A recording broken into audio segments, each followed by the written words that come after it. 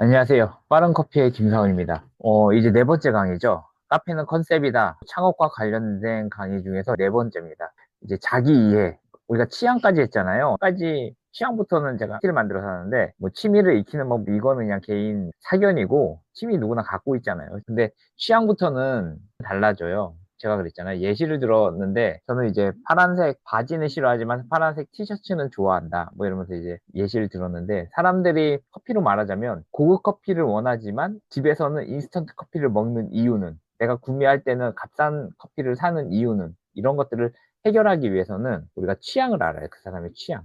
좋아하는 거 있지만 현실적 선택은 어떻게 되는지, 취향은 무엇을 반영하고 있는지, SNS는 뭐로 활성화되어 있는지. 그러니까 취향을 알게 되면 사실은 마케팅의 모든 요소들을, 본질적인 요소를 알게 돼요. 우리가 이제 본질보다 현상에 집중하기 때문에 과정들을 잊고 있지만, 이제 본질적인 내용들을 이제 학문적으로 잠깐 이해한 거고요. 이 취향을 알려면은 자기 이해를 해야 돼요. 이 자기 이해를 정확히 하는 사람은 실패 확률이 거의 제로입니다.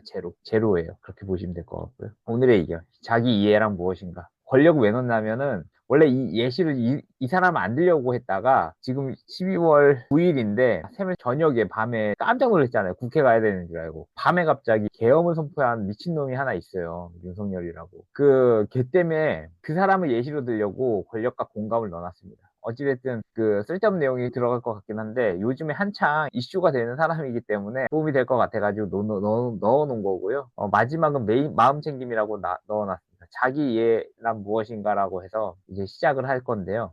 자기 이해란 무엇인가? 이 자기 이해를 정확히 하는 사람이 한강 작가예요. 노벨 문학상을 받았는데 아시죠? 저는 여러 가지 책 중에서 채식주의자 책을 읽었는데, 이 감각이 언어로 쓰여 있다 보니까 문학책이잖아요. 맨 처음에는 이게 페미니즘 책인가? 좀 낯설다 이랬는데 읽다 보니까 빠져들게 되고, 이 한강 작가만이 관찰하는 자기 이해를 바탕으로 쓴 소설책인데, 제가 본 채식주의자를 보면 총 세 가지 챕터로 구성되어 있는데, 두 번째 챕터가 남자가 보기에는 꽤 괜찮은 챕터인 것 같습니다. 마지막 챕터는 읽기가 좀 힘들었어요. 왜? 이게 둘 중 하나거든요. 권력을 가지면은 끝까지 가지려고만 하는 사람이 있고, 그 다음에 권력이 없는 사람은 혹시 남에게 피해라도 줄까봐 너무 예민해서 자기 자신을 버리는 사람이거든요. 이게 마지막 부분 읽기는 힘들었습니다. 어찌됐든 채식주의자라는 책을 보면은 감각이 예민한 사람들이 채식을 하는지 인사이트를 얻을 수 있습니다. 우리는 문학책으로 다른 사람들의 감정이나 공감을 하는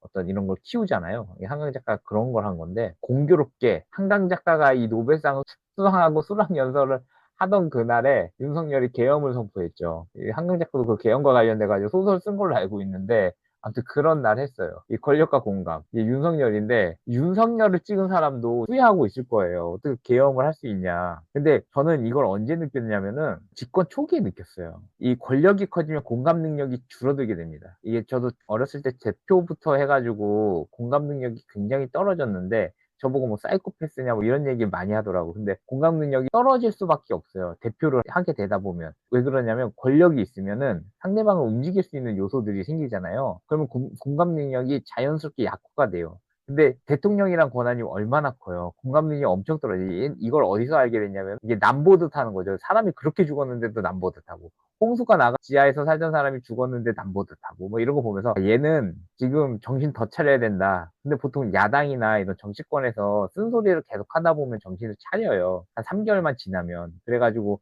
바뀌는데 얘는 안 바뀐 거죠. 공감 능력이 대표는 줄어들게 되고, 도파민이 증가되고 테스토스테론이 증가하게 됩니다. 도파민은 왜 그러냐면 권력 때문에 그래요. 내가 한번 성공을 맛보게 되면 이것이 실패하더라도 과도한 도전을 하게 돼요. 대통령까지 갔기 때문에 아마 더더욱 그럴 거예요. 그래가지고 내 착각으로 인해서 통제력에 대한 과대평가, 공감 능력 저하, 위험성 감수 성향 증가, 뭐 이런 식으로 자기중심적 사고가 굉장히 강해집니다. 그리고 이 공감 능력은 이런 자리에 있을수록 의식적으로 노력하지 않으면 아무것도 되지 않아요. 지금 이제 아마 정신 차리려면 아직도 먼 것 같아요. 이게 권력을 쥐려고 한 번 더 움켜쥐면, 권력은 사실은 지면 질수록 사라지거든요. 이게 또 민주주의 체제에서는 더더욱 그래요. 이제 얘는 그걸 모르는 거죠. 이거 고치려면 의식적으로 노력해야 돼요. 그 성찰 없는 권력의 위험성이고요. 이게 그 이재명을 지지하지 않는 쪽도 알고 있기 때문에 지지하지 못하는 거예요. 이재명도 이걸 정확히 이해하고 있어요. 둘 다 비슷해요. 사실 윤석열도 법 전문가잖아요. 검찰 출신이니까요. 이재명도 법을 이용해 가지고 잘 하고 싶은 욕망을 마음껏 실현하는 사람이에요. 근데 성찰 없는 권력의 위험, 그러니까 보통 대권 후보라고 하면은 그 선배의 어떤 철학적 사고를 바탕으로 그 지지 세력 기반으로 나는 이 사람의 정신 세계를 따른다, 이 사람의 후계자다, 이런 식으로 그 힘을 얻고 가는 경우들이 있거든요. 근데 이재명도 안 그러고 윤석열도 그런 게 아니죠. 그래가지고 둘 다 사람들이 걱정이 많은데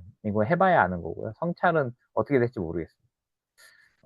2인자일 때는 그게 조금 없기도 해요. 1인자가 되면은 권력이라는 자리가 사실은 성찰 없으면 그 쉬운 일이 아니죠. 근데 이성적 힘으로 원래 보통 누르는데 윤석열은 안 되는 거예요. 이제 술을 먹죠. 근데 원래 보통은 좀 가까운 사람한테 이런 이야기를 듣는 게 가장 좋아요. 자기 이해를 하기 위해서. 옆에서 솔직히 말해주는 친구가 있어야 되는 게 사실입니다. 여러분들이 나중에 친구 한두 명은 사귀어놓고 나한테 뭐라고 하는 사람들이 있으면 좋은 게, 권력이 많아질수록 그래요. 권력이 없을 때는 사실 혼자 지내는 게 좋고요. 권력이 많을수록 나에게 쓴소리 하는 사람이 좀 많아져야, 뒤통수 때리는 사람이 많아져야 나를 이해할 수 있어. 권력이 많아질 때. 제가 하고 싶은 내용은 뭐냐면 이 마음 챙김이에요. 이 자기 이해 바탕으로 바리스타 우승한 친구가 있고, 세계대회 우승한 거죠. 세계대회 우승한 친구가 있는데, 이 친구가 이야기했던 게 번아웃을 통해서 마음 챙김이란 단어를 알게 됐고, 내 마음을 챙기는 호흡과 명상, 감사일기, 자연과의 교감, 뭐 이런 식으로 있는 그대로 받아들이면서 커피 한 잔에 이야기를 줬던 바리스타 친구가 있는데, 이 친구가 세계대회에서 우승을 했습니다. 사실 우승한 스토리텔링에 대해서는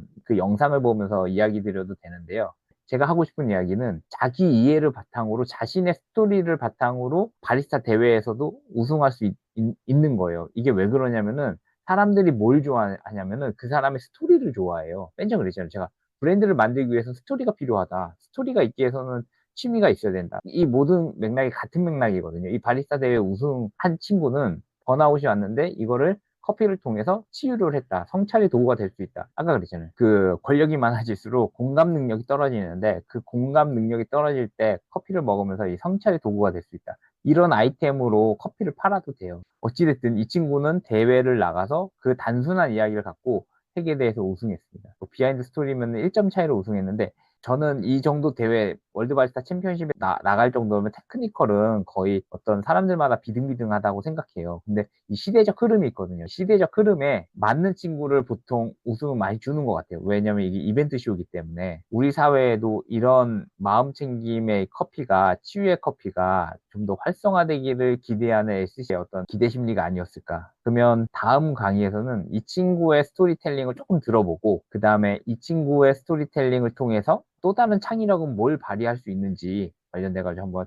이야기를 하면서 창과 관련된 이야기를 해보겠습니다. 일단은 자기 이해와 관련된 내용을 이제 이야기 드렸는데요. 자기 이해는 다름이 아니라 종교에서도 가장 많이 하는 이야기예요. 내 이웃을 내 몸과 같이 사랑해라. 사랑이 신약성서의 대부분인데, 종교 현대인이 말하는 이 신약성서, 예수가 말한 이야기들이 이 안에 많이 들어있어요. 근데 그걸 알고 보면 자기를 이해하면 이해할수록, 이기적이면 이기적일수록 이타적으로 될 수 있다. 자기 이해를 통해서. 이렇게 새로운 커피, 인사이트를 얻어서 대회에 나갈 수도 있다. 스토리텔링을 갖고. 그러니까 여러분들도 한번 스토리텔링을 갖고 대회에 도전해보면 어떨까 싶습니다. 일단 영상은 여기서 마치기로 하고요. 다음에는 다른 내용으로 이야기 드리도록 하겠습니다. 시청해주셔서 감사합니다.